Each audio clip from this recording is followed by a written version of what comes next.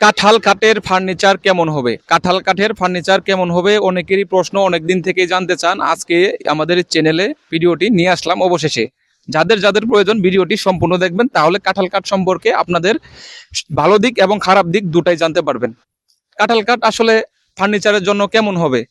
এক কথায় বলতে গেলে কাঁঠাল কাঠ হচ্ছে কাঠের রাজা। কাঁঠাল কাঠ দিয়ে যদি আপনার ফার্নিচার তৈরি করেন, কাঁঠাল কাঠ হতে হবে বেড়ে, অনেক মোটা হতে হবে এবং সারি কাঠ হতে হবে, দীর্ঘবয়স্ক একটা কাঁঠাল কাঠ গাছ হতে হবে। এই গাছটাকে আপনারা মানে গাছ কেটে কিছুদিন আপনারা ফালাই রাখবেন, 15-20 দিন বলেন, মাস বলেন বা 6 মাস বলেন, ফালাই রাখবেন যেন আবার মাটি না খেয়ে ফেলে বা উলি পোকায় না খেয়ে ফেলে, এভাবে রাখবেন।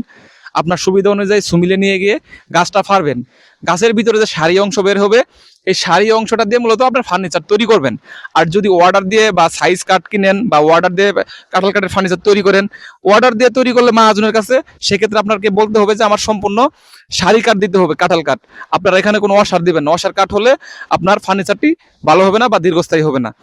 আর বিশেষ করে কাঁঠাল কাঠ দিয়ে আপনারা যদি ফার্নিচার তৈরি করেন, তাহলে কি করতে হবে? কাঠ কিন্তু শুকিয়ে নিতে হবে। কাঠ শুকিয়ে নিয়ে আপনারা অর্ডার দেন বা আপনার বাসায় নিয়ে এসে বানান, কাঠ শুকিয়ে নিতে হবে। কাঠ শুকিয়ে নিয়ে এরপরে ফিটিং মিস্ত্রি দিয়ে ফিটিং করাতে হবে। আপনি খাট বানান, ড্রেসিং টেবিল বানান, ক্যাবিনেট বানান, যে কোনো কিছু বানান, ফিটিং মিস্ত্রি দিয়ে ফিটিং করাতে হবে। জয়েন দিতে হবে, তার কাটা মেটেরিয়ালস এগুলা যে থাকবে, এগুলো ভালো মানের গুলা নিতে হবে, নিয়ে সুন্দরভাবে ফিটিং করতে হবে। এরপরে ডিজাইন মিস্ত্রি যে হাতে বাটাল দিয়ে খোদাই করে ডিজাইন করে, তাদেরকে দিয়ে সুন্দরভাবে ডিজাইন কাটাতে হবে। সিএনজি মেশিন দিয়ে ভুল করেও না, আমি তো নাই করবো। আর আপনারা যদি ভুল করে কাটানো সিএনজি মেশিন দিয়ে, তাহলে কি করবেন?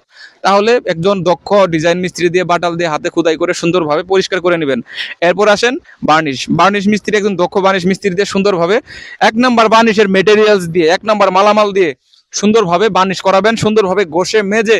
এরপরে সাদা আস্তর দিয়ে সুন্দরভাবে আপনার ফার্নিচারটাকে আস্তর দিয়ে আস্তর ছাড়ানো হবে। এরপরে গালার দিয়ে গালার প্রসেসিং মতো গালা খাওয়াবে, মম করবে, পুটিং কাটবে, ঘষবে, এরপর আবার গালা খাওয়াবে। এইভাবে আপনার ন্যাচারাল কালার রাখবেন, কোনো মোটা কালার করবেন না, ন্যাচারাল কালার।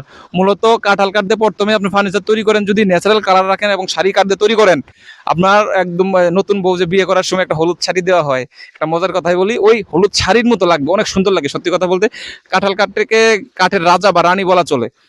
তবে কাঁঠাল কাঠ সারি কাঠের জায়গায় যদি অসার হয়, তাহলে কি হবে? অসার কাঠ অল্প সময়ে আপনার যদি লক্ষ টাকা দিয়ে ফার্নিচারটি তৈরি করেন, যদি অল্প একটু অসার থাকে, তাহলে ওই অসার অংশটুকুর জন্য আপনার লক্ষ টাকার ফার্নিচার নষ্ট হয়ে যাবে, গুণ পোকা খেয়ে ফেলবে। এই জন্য অবশ্যই খেয়াল রাখবেন যেন অসার অংশ না থাকে, আর গাছ যেন দীর্ঘবয়স্ক হয়, সারি কাঠ হয়। তাহলে আপনার ফার্নিচারটি এইভাবে তৈরি করে আপনি ব্যবহার করবেন, আপনার দীর্ঘস্থায়ী হবে। এক কথায় আপনি মারা যাওয়ার পরেও আপনার ফার্নিচার রয়ে যাবে। আপনার 3 পুরুষ চলে গেলেও আপনার ফার্নিচার রয়ে যাবে, যদি আগুন পানি না খায়। যদি ভিডিওটি ভালো লাগে, লাইক কমেন্ট শেয়ার করতে ভুলবেন না। পেজ থেকে যারা দেখতেছেন ফলো করবেন, ইউটিউব চ্যানেল থেকে যারা দেখতেছেন, যারা নতুন আছেন, অবশ্যই সাবস্ক্রাইব করবেন। আর ফার্নিচার রিলেটেড ভিডিও পেতে আমাদের সঙ্গেই থাকুন। আল্লাহ হাফেজ।